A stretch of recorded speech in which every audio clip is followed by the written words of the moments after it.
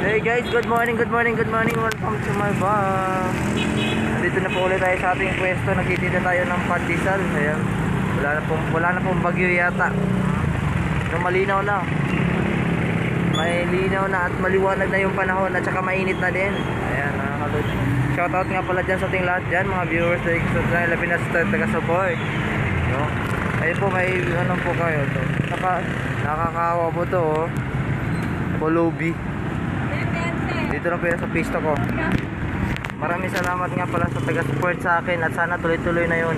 At kasi yung bago kong ano, yung isa kong account, yung by John Vlog, na-hack yung account. Na-hack yung account ko kasi may problem na hindi ko ginawa.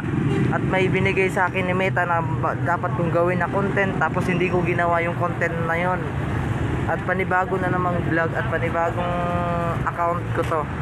Dito na lang sa Boss John Vlog, no? Paki-follow po sa ating Facebook page, TikTok, YouTube din, meron din tayo, no?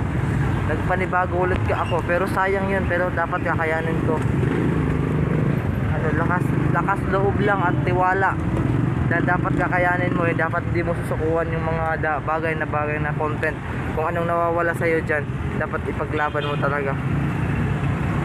Ma-open naman yung isa kong account, kaso nga lang matagal, 6 na buwan pa kasi suspendido ako dun kasi may binigay sa akin na 1 linggo dapat gagawin na content na yon at hindi ko ginagawa yun, no? Maraming salamat po. Paalala lang po sa mga bagay na ganyan, kung may binibigay po sa kang Meta na mga content, dapat po natin gawin, no?